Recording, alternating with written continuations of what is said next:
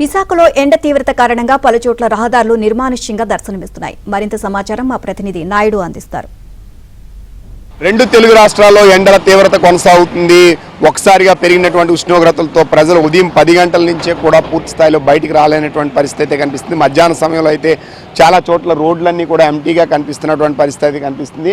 So చాలా చోట్ల ఒకసారిగా పెరిగినటువంటి గాలిలో తేమ శాతం పెరగడంతో పాటు టెంపరేచర్స్ పెరగడంతో ఉక్కపోత ఉంటుంది. దీంతో ఎక్కడ కూడా ప్రజలు ఎక్కడైనా ఉంటే చెట్ల కింద బస్ స్టాపుల్లోనూ వీటిల్లోనూ సేద తీరేటువంటి పరిస్థితి కనిపిస్తుంది. సాధారణంగా రోడ్డు మీద ఎవరు కూడా నడిచి వెళ్ళేటువంటి పరిస్థితి ఎక్కడా లేదనేది మనం స్పష్టంగా చెప్పొచ్చు. మనం విజువల్స్లో చూస్తున్నాం. సో ఎండ తాకిడి తట్టుకోలేక బస్ స్టాప్లో చాలామంది కూడా సేద తీరుతున్నటువంటి విజువల్స్ని మనం ప్రస్తుతం అయితే చూస్తున్నాం.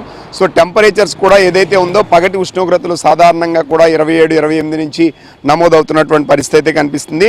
సో అలాగే ఈ మొదలయ్యి డే టైంలో ఆ టెంపరేచర్స్ పర్సంటేజ్ కానీ మనం చూసుకున్నట్టయితే 30 నుంచి 35 మ్యాక్సిమం, మినిమం 30 నుంచి 35 మధ్య మినిమం టెంపరేచర్ కనిపిస్తుంది. హైయెస్ట్ 40 నుంచి 44 డిగ్రీస్ వరకు కూడా నమోదవుతున్నటువంటి పరిస్థితి ఉంది.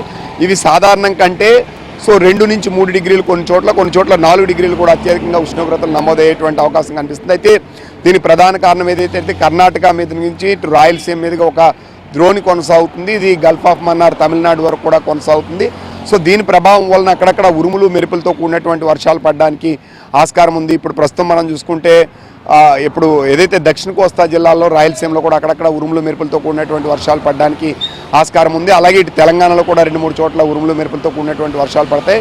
సో ఇటువైపు మనం చూసుకుంటే మన్యం అలాగే అల్లూరు జిల్లాలో కూడా ఉరుములు మెరుపులతో కూడినటువంటి వర్షాలు పడడానికి ఆస్కారం ఉంది. ఈ సమయంలో విండ్ స్పీడ్ కూడా 30 to 40 కిలోమీటర్స్ విండ్ స్పీడ్ కూడా కొంత ఉండేటువంటి అవకాశం ఉంది. అక్కడక్కడ వడగళ్ళు కూడా పడడానికి ఆస్కారం ఉందని చెప్పి వాతావరణ నిపుణులు అయితే చెప్తున్నటువంటి పరిస్థితి కనిపిస్తుంది. మరొక 3-4 రోజుల పాటు ఈ ఉష్ణోగ్రతలు మాత్రం ఇలాగే కొనసాగేటువంటి అవకాశం ఉందని చెప్పి వాతావరణ నిపుణులు అయితే హెచ్చరిస్తున్నటువంటి పరిస్థితి ఉంది. ఒకసారిగా పెరిగినటువంటి ఉష్ణోగ్రతల కారణంగా గాలిలో తేమ శాతం పెరగడం వల్ల ఉక్కపోత అలాగే లైట్గా వడగాల్పులు ఉన్నట్టు కూడా అనిపిస్తుంది. సో దీంతో బాడీ డిహైడ్రేట్ అవుతుంది. ఎక్కువగా ఫీవర్స్ రావడానికి, ఎండలో ఎక్కువగా తిరిగే వాళ్ళకి బాడీ డిహైడ్రేట్ అయ్యి ఖచ్చితంగా ఇబ్బందులు కలిగేటువంటి అవకాశం ఉంది. కాబట్టి వృద్ధులు, చిన్నపిల్లలు మాత్రం చాలా జాగ్రత్తలు తీసుకోవాలని వాతావరణ నిపుణులు చెప్తున్న పరిస్థితి కనిపిస్తుంది. విడుదల సత్యతో నాయుడు, విశాఖపట్నం నుండి.